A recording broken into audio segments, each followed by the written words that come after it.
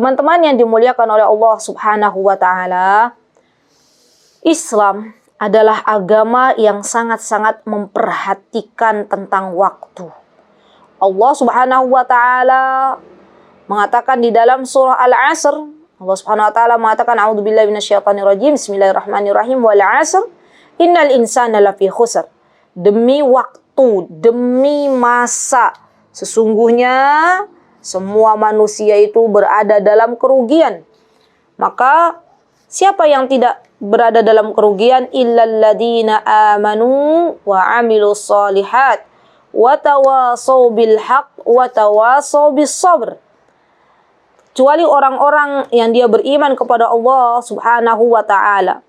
Orang-orang yang dia saling menasihati dalam kebenaran dan kesabaran. Mereka adalah orang-orang yang tidak akan merugi. Ya, apabila waktunya di dunia ia gunakan untuk hal-hal yang bermanfaat. Ya, di antaranya untuk memperbanyak amal saleh, untuk memperbanyak beramar ma'ruf nahi mungkar sehingga Allah ridho kepadanya, untuk berdakwah, yang menjadi da'iyah ilallah. Karena ini adalah perintah dari Allah Subhanahu wa taala. Itu semuanya adalah termasuk dari orang-orang yang tidak merugi. Subhanallah. Dan teman-teman yang dimuliakan oleh Allah, waktu itu lebih berharga daripada harta yang kita miliki. Sekalipun emas yang kita miliki. Karena sejatinya teman-teman, waktu adalah kehidupan yang Allah berikan untuk kita. Maka seorang penuntut ilmu, ya kalau teman-teman kita semuanya mengatakan kami adalah seorang penuntut ilmu, maka tidak boleh yang namanya menyia-nyiakan waktu. Tidak boleh menghabiskan waktu hanya untuk bercanda. Ya, 2 jam, 3 jam menghabiskan waktu hanya untuk memegang HP. Ya, ke sana kemari berselancar dari satu link, dari satu artikel atau dari satu berita ke berita lainnya, terus berjam-jam. Ya. Karena ini adalah bukan adab seorang penuntut ilmu. Waktu itu akan terus berjalan. Dan apa yang sudah kita tinggalkan tidak akan bisa kembali lagi. Barang siapa yang dia menyesal terhadap apa yang telah ia tinggalkan, maka dia termasuk dari orang yang tidak akan lagi bisa memajukan atau tidak akan bisa memajukan apa yang telah dilaluinya. Masa lalu sudah tidak bisa lagi kita minta. Ya, yang sudah berlalu, sudah. Waktunya sudah tidak ada lagi kesempatan untuk bisa kembali. Ya. Yang ada, kita fokus untuk hari ini yang bisa kita lakukan apa, dan kita memohon kepada Allah Subhanahu wa taala agar esok Allah menjadikan kita insan-insan yang lebih baik lagi dalam menambah waktu untuk kita bisa beramal saleh. Sampai-sampai Rasulullah SAW, teman-teman, mewanti-wanti kita. Kata Rasulullah SAW, nikmat yang begitu agung, yang terkadang kita itu lupa untuk mensyukurinya, dan akan berharga manakala nikmat itu sudah dicabut oleh Allah Subhanahu wa taala. Apa nikmat tersebut? Di antaranya kata Rasulullah SAW, ni'matani maghbun fihima katsirun minan nas. Ada 2 nikmat yang banyak dilalaikan manusia dan akan merasa sangat berharga kalau nikmat itu dicabut. Yang pertama adalah nikmat sehat. Ya, subhanallah. Hari ini semua orang yang sakit, yang sedang diuji oleh Allah Subhanahu wa taala, merasakan betapa lezatnya bisa sujud, ya, dan kepala tidak berat. Betapa nikmatnya bisa menghirup udara dalam keadaan sehat, itu luar biasa. Betapa nikmatnya bisa berkumpul dengan keluarga dalam keadaan sehat. Subhanallah. Ini nikmat yang sedang diuji oleh Allah Subhanahu wa taala. Maka barang siapa yang diberikan nikmat sehat, bersungguh-sungguhlah untuk mengisi waktu sehat kita sebelum datang masa sakit kita untuk banyak-banyak menabung saldo akhirat kita. Karena sesungguhnya nikmat sehat ini adalah nikmat yang banyak dilalaikan oleh manusia. Dan yang kedua adalah nikmat waktu. Banyak orang-orang yang dia punya waktu luang tetapi bingung untuk menggunakannya. Malah justru menggunakan waktu luang tersebut untuk hal-hal yang Allah Subhanahu wa taala tidak ridhoi, untuk bermaksiat kepada Allah Subhanahu wa taala. Ia lupa bahwa setiap waktu yang ia gunakan jatah hidup dari Allah, semuanya akan dimintai pertanggungjawabannya di hadapan Allah Subhanahu wa taala. 1 detik, 1 menit, 1 jam, 1 hari, 1 tahun, 1 bulan, semuanya akan dimintai pertanggungjawabannya oleh Allah Subhanahu wa taala. Dan kita, ya, di kedua pundak kita ada malaikat yang senantiasa mencatat semua amal yang kita kerjakan di dunia ini, ya. Dari waktu yang kita habiskan di dunia. Kita semuanya akan menghadap Allah dan Allah akan bertanya kepada kita. Di antara pertanyaan yang Allah Subhanahu wa taala akan ajukan adalah an umrihi fima afnah. Waktu yang kita habiskan, untuk apa kita habiskan? Subhanallah. Sudahkah kita, teman-teman,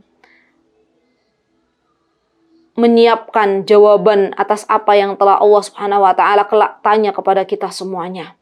Karena sesungguhnya kata Rasulullah SAW, tidaklah kaki seorang hamba akan bergerak kecuali akan ditanya 4 perkara. Dan 4 perkara ini diantaranya adalah tentang waktu. Lebih-lebih tentang masa muda. Subhanallah. Ini anak-anak yang masih muda, ya, Masya Allah, adalah anak-anak yang luar biasa. Karena sejatinya masa muda itu digunakan untuk hal-hal yang bermanfaat. Para ulama, ya, Imam Syafi'i contohnya rahimahullah, Imam Malik rahimahullah, Abu Hanifah rahimahullah, Abu Hurairah radhiyallahu an, kemudian Zaid bin Thabit radhiyallahu an. Mereka ketika masa mudanya mereka gunakan, mereka habiskan waktu mereka untuk menuntut ilmu, untuk mencari ilmu. Maka tidak heran kalau Imam Syafi'i, teman-teman, ya, menghabiskan dari waktu yang Allah berikan ketika masa kanak-kanak sudah selesai menghafal Al-Quran sebelum baligh. Lanjut menghafal kitab-kitab, ya, kitab-kitab para ulama. Dan di usia 13 tahun, Imam Syafi'i sudah diberikan amanah, ya, seorang qadhi di Yaman, ya. Subhanallah. Jadi ini para ulama zaman dahulu kala mereka benar-benar memanfaatkan waktu sebaik-baiknya di masa muda mereka untuk mencari ilmu. Ya, di usia-usia belia mereka, di usia-usia muda mereka, mereka sudah banyak yang menjadi mufti, ya, orang yang berfatwa. Banyak di antara mereka, Rabi'ah misalnya, ya, di usia mudanya orang-orang mencarinya untuk bermajlis dengannya, untuk mengambil adab darinya. Kenapa? Karena masa muda mereka gunakan bukan untuk menonton film Korea. Masa muda mereka gunakan bukan untuk TikTokan. Masa muda mereka gunakan untuk games. Masa muda mereka gunakan untuk rihlah, untuk perjalanan berjalan mencari ilmu. Dari satu negeri ke negeri lainnya. Dari Madinah ke Makkah, dari Makkah ke Damaskus, dari Yaman, dari Madinah ke Yaman. Ya, terus mereka mencari ilmu, mencari hadis dari satu pintu ulama ke pintu lainnya. Subhanallah. Ya. Kita akan tercengang, begitu kagum, teman-teman, ketika kita melihat lembaran-lembaran ulama-ulama yang mereka menggunakan waktunya benar-benar untuk hal-hal yang Allah ridhoi.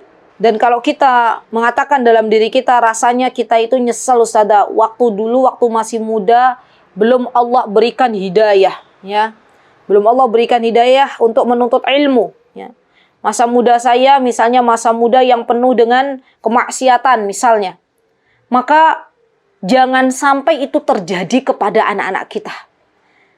Karena anak-anak kita, waktu mereka akan terus berjalan tanpa kita sadari. Kita akan melihat anak kita yang awalnya dulu bayi, masih bayi merah baru keluar dari rahim kita, tiba-tiba sudah beranjak mulai menjadi seorang pemuda, menjadi seorang pemudi. Kemudian lambat laun mereka akan terus tumbuh dan tumbuh, ya. Maka kita katakan dalam diri kita, penyesalan cukup untuk diri kita. Ya, kita menggunakan masa muda kita bukan untuk bertolabul ilmi, bukan untuk mencari hal-hal yang Allah ridhai, tapi tidak dengan anak kami, tidak dengan anakku. Anakku sejak kecil harus belajar, harus menyibukkan dirinya. Kita sebagai seorang ibu hendaklah memberikan bimbingan yang baik untuk anak-anak kita, agar waktu yang mereka gunakan di masa kecil mereka bukan hanya untuk hal-hal yang sia-sia. Maka penting bagi kita seorang ibu, teman-teman, membimbing anak-anak kita, ya, apalagi seorang ayah, untuk mengarahkan waktu yang mereka miliki digunakan sebaik-baiknya. Ya. Dan kita tahu para ulama teman-teman, ya, Imam Syafi'i tadi sudah menghafalkan Al-Quran semenjak sebelum baligh, ya. Dan Alqamah, ya, beliau mengatakan bahwasanya beliau telah menghafal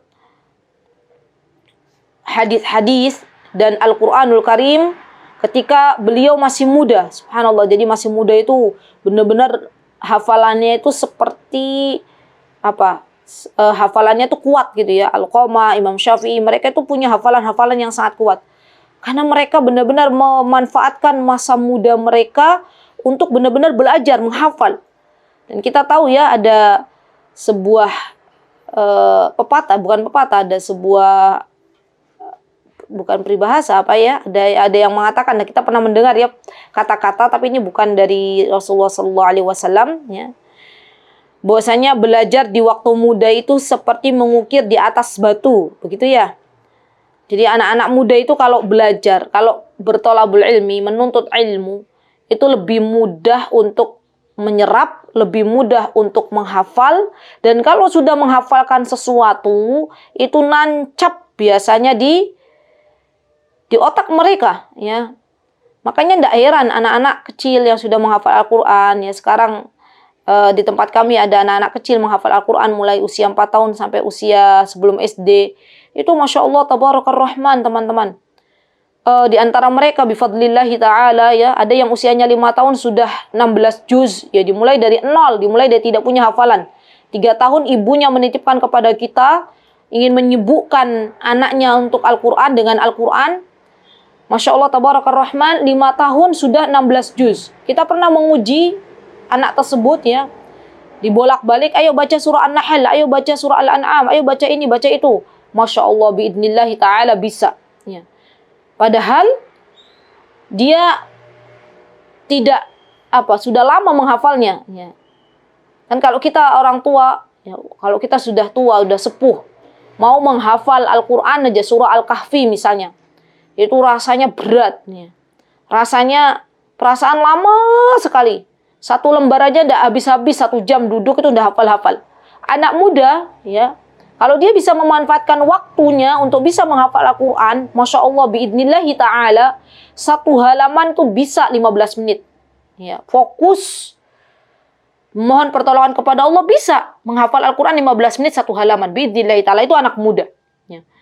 Dan kalau dia telah murojaah, kuat murojaahnya, terus diulang-ulang 20 kali, 40 kali, biidnillahi ta'ala, hafalan itu akan kuat dan akan menancap di dadanya. Ya.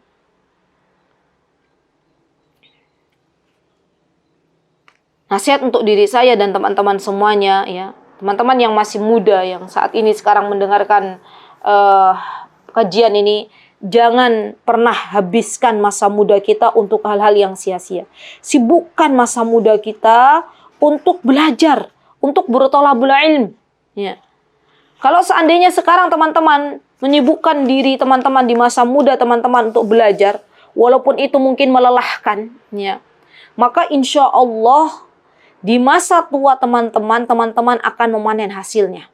Ya. Seorang penyair pernah bertutur, jika belajar di masa muda melelahkanmu, maka mencarinya di masa tuamu amatlah berat. Ya, betul.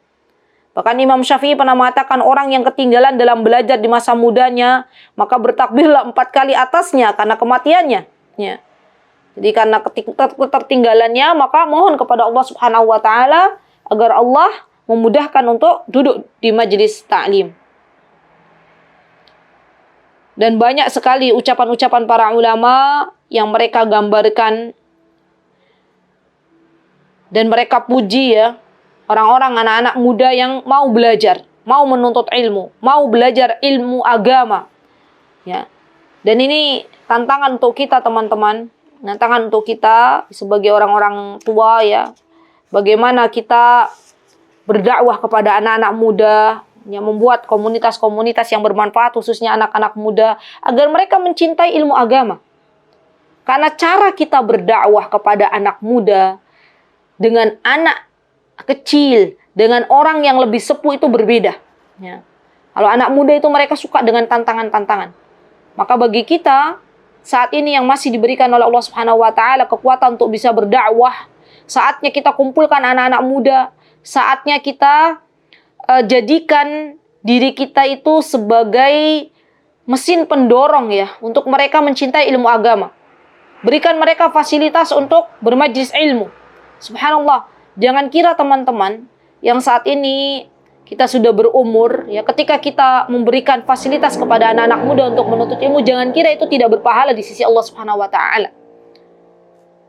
Kemarin di salah satu kajian online kami itu ruang Zoom-nya disediakan 500 ya. Dan ternyata 500 itu tidak cukup. Alhamdulillah ada seorang ibu, ya Masya Allah, Tabarakar Rahman.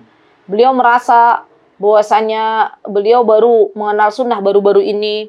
Dan beliau merasa ketertinggalan yang sangat jauh ya. Di masa mudanya belum kenal dengan bertolabul ilmi, belum mengenal ilmu agama. Masya Allah beliau menginfakkan hartanya untuk membeli membeli Zoom dengan kuota 1000. Masya Allah. Saya katakan Masya Allah, ibu ini luar biasa, Masya Allah. Beginilah cara kita berpikir. Kita menghabiskan waktu kita memberikan fasilitas untuk anak-anak muda agar mau mencari ilmu. Dan Allah berikan pahala. Yang hadir misalnya 700, Allah berikan pahala 700 orang itu. Pahala menuntut ilmu untuk ibu tersebut. Tanpa mengurangi pahala orang yang menuntut ilmu. Masya Allah. Jadi ini PR untuk kita semuanya teman-teman. Maka jangan pernah kita menunda-nunda waktu kita. Bahkan jangan sampai juga kita menangguhkan amal soleh kita. Kita tunggu ketika kita pagi, kita tunggu nanti. Kalau sore. Ketika sore, kita katakan nanti. Pagi juga bisa. Kenapa? Karena kita belum tentu hidup di pagi hari. Karena kita belum tentu hidup di esok hari. Kita belum tentu hidup di sore hari. Maka jangan pernah menunda. Hasan Al-Basri rahimahullah, beliau pernah mengatakan, kata beliau, jauhilah sikap suka menunda-nunda atau dalam bahasa Arabnya taswif.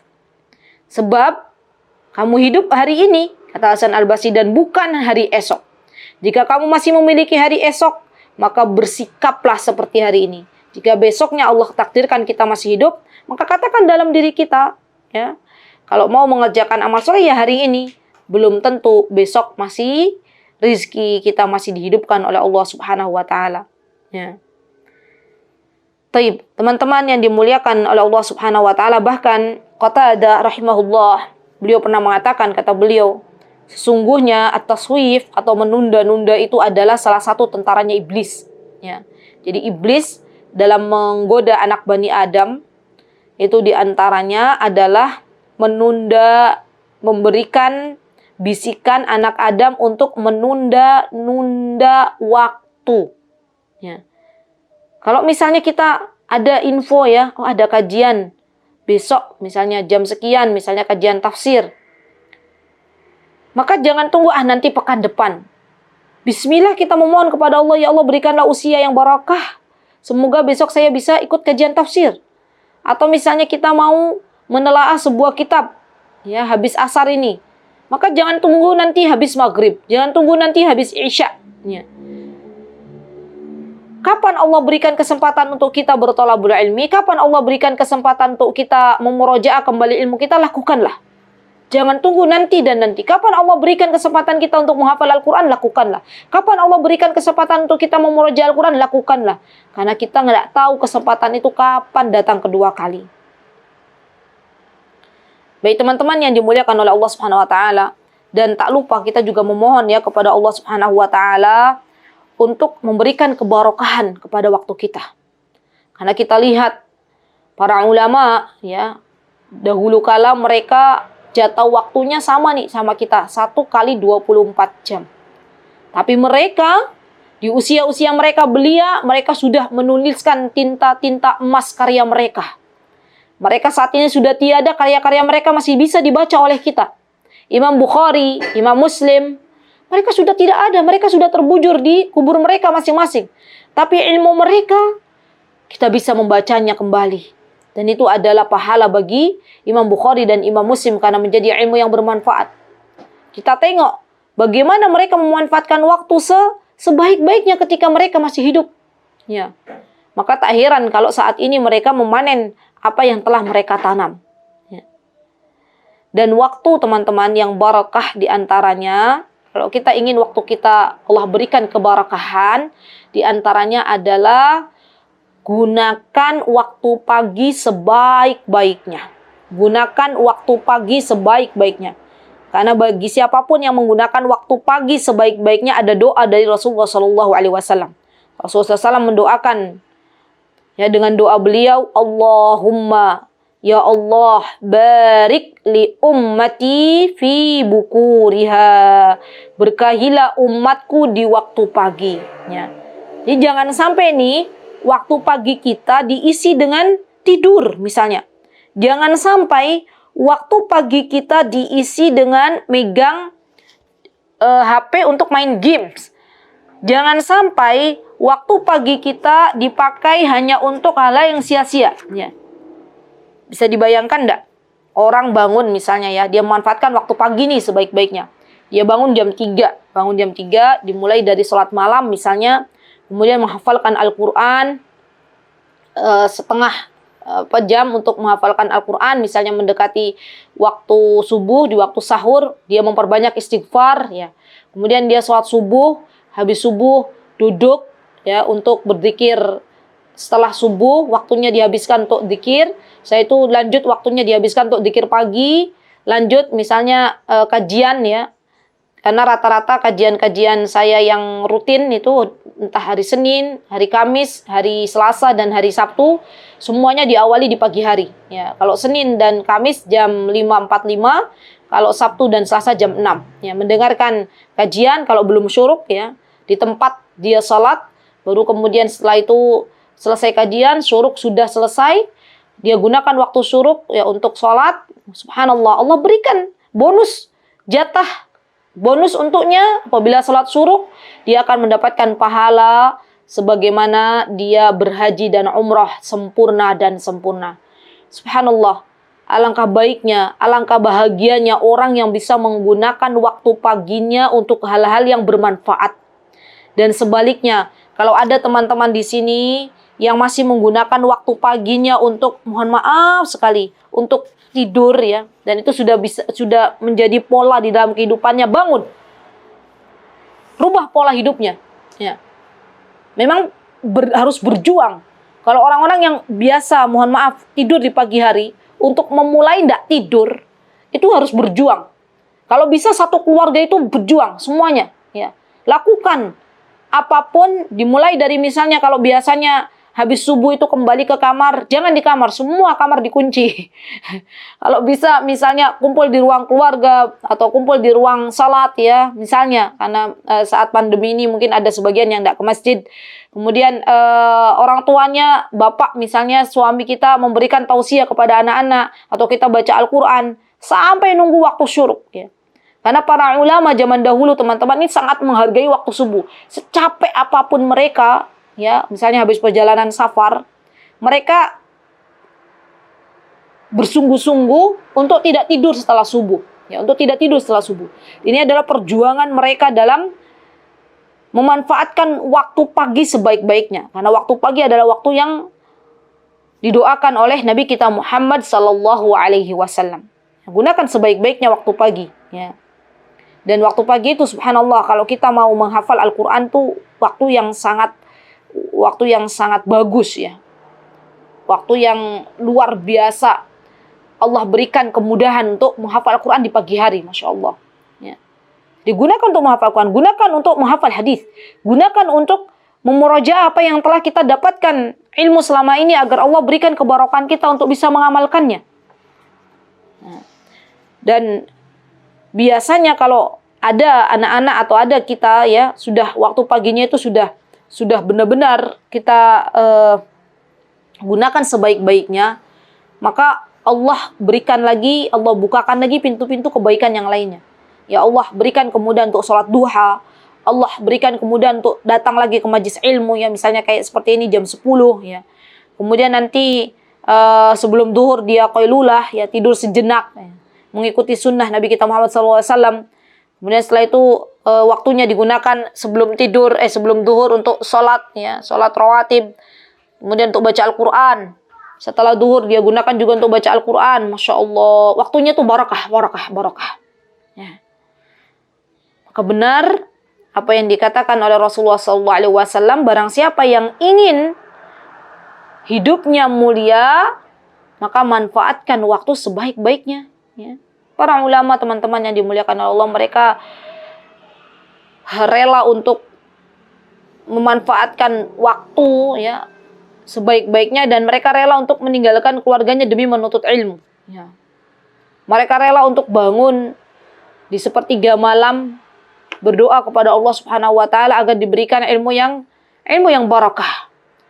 Maka selayaknya bagi kita seorang penuntut ilmu, teman-teman, untuk bisa memanage waktu dengan baik, bersungguh-sungguh, memilih mana yang menjadi prioritas kita, mana yang tidak, mana yang bisa kita dahulukan, mana yang kita bisa tunda misalnya di siang hari, dan kita semuanya kelak akan berjumpa dengan Allah Subhanahu wa taala, dan kita akan mempertanggungjawabkan atas waktu yang Allah telah berikan kepada kita. Semoga Allah Subhanahu wa taala memberikan kepada kita waktu yang barakah. Semoga Allah Subhanahu wa taala memberikan taufik kepada kita untuk mengisi waktu kita dengan sebaik-baiknya, dan semoga Allah Subhanahu wa taala menjadikan diri kita semuanya orang-orang yang apabila mendengarkan suatu ilmu, kita juga diberikan kekuatan untuk bisa mengamalkannya. Barakallahu fikunna jami'an. Itu yang bisa saya sampaikan dalam kesempatan yang berbahagia ini. Jika ada yang benar datangnya dari Allah Subhanahu wa taala, jika ada yang salah datangnya dari saya pribadi, aqulu qouli hada wa astaghfirullah li wa lakum wa akhiru da'wana alhamdulillahi rabbil alamin. Wassalamualaikum warahmatullahi wabarakatuh.